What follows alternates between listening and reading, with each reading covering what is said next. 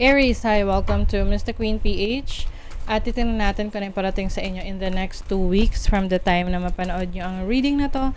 Dahil ito ay isang timeless reading. Anytime na mapanood nyo to, as long as makaka-resonate kayo, this reading is for you.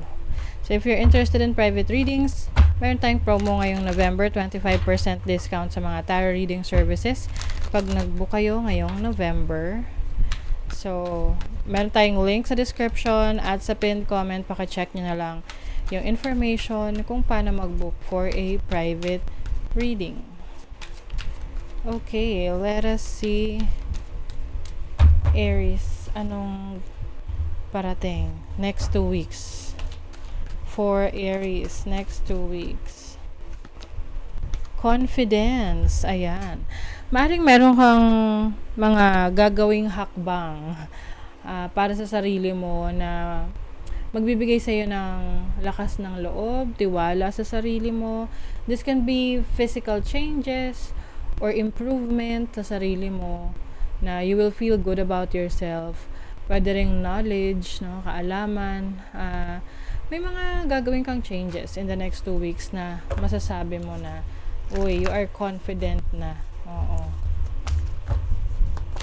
You also have sensuality. Some of you, this can be your connection to yourself na mas komportable ka sa sarili mo, unlike before na maaring dati nahihiya ka kasi maaring may insecurities ka. So ngayon less insecure or parang mas magiging confident ka na. Oo. Maaring you are embracing yourself na minsan kasi kailangan na lang natin tanggapin ang ating mga sarili. Kasi yan talaga tayo yung unang dapat mag-appreciate sa sarili natin. Okay? And, sabi nga nila, sorry not sorry for being yourself, for loving yourself. Okay? Let's see what else. Safe home. So, yung iba sa inyo, maaring you will stay at home in the next 2 weeks. Meron ka mga gagawing improvements sa bahay that will make you feel comfortable. Oo, at safe sa bahay mo.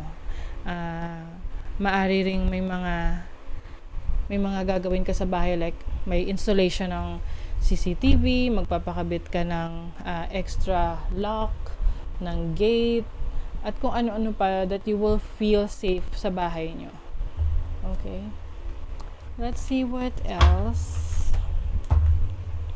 for Aries next 2 weeks. Okay. King of Wands, feminine energy. So this is your energy. Parang parang fairy godmother ang energy nyo rito. So it's like making your dreams come true, 'di ba? Ikaw yung gagawa ng action para matupad yung mga goals, yung mga pangarap mo. And you are very passionate. You are passionate in your career, your hopes, your dreams. Pwede ring may travel opportunities for you. You also have the Queen of Cups. This is connected sa iyong sensuality, sa iyong sensitivity.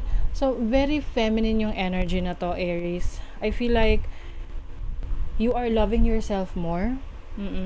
That type of energy na yung insecurities mo na binibigay ng ibang tao. Kasi minsan, 'di ba, some people parang sila yung nagiging dahilan para maging insecure tayo sa kanila. Okay? Na maaring pinupulaan tayo or they are trying to pull us down dahil sa mga bagay na sa tingin nila is hindi akma or pasok sa standards nila. But for you, you're okay with it, 'di ba? So you are going to love yourself more. You have the 5 of Swords. Maaring in the next 2 weeks, merong revelation for you, no? Ng mga taong alam mong hindi maganda yung intentions towards you. Pwedeng itong mga tao na to ay inaakala mong kaibigan mo or kakampi mo, pero hindi pala. So, at least it will be revealed to you. Okay? Kasi merong form of betrayal.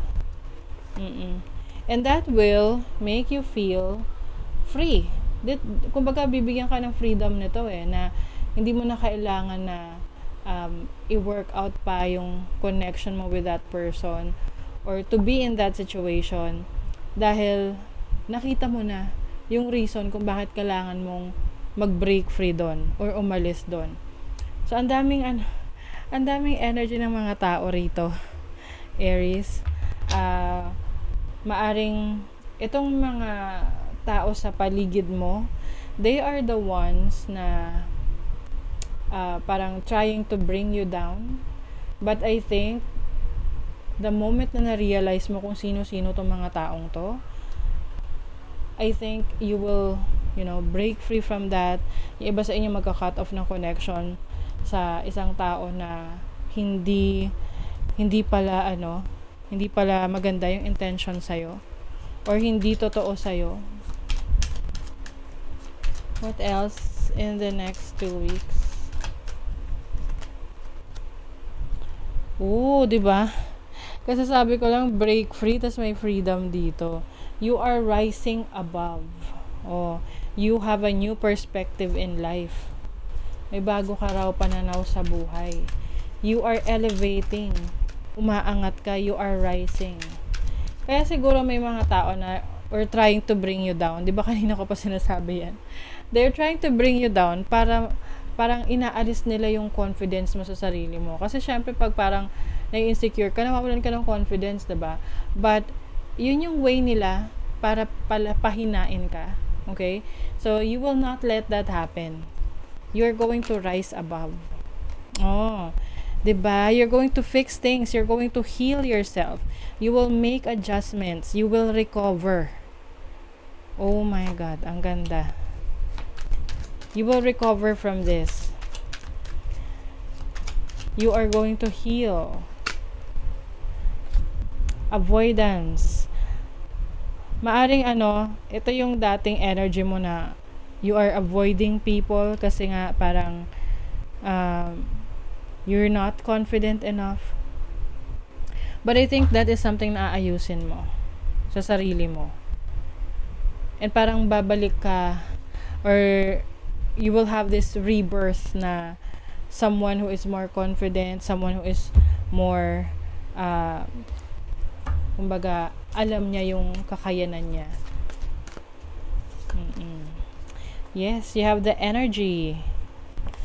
Sabi dito, stop trying. Oh my God. Stop trying to please everyone. Everyone is a whole lot of people. Protect your energy. Yes. I think itong safe home na to, it symbolizes yung sarili mo. Because yourself, your physical self, your body is your home. Diba? So, protectionan mo yung sarili mo sa mga bad energies around you. Feelings. Healing begins with feeling. Be gentle with yourself and tender with your heart. Yes, you're going to love yourself more. Mas uunahin mo yung sarili, isaalang-alang yung nararamdaman mo. Okay? So, that is your reading, Aries. Thank you so much. Good luck.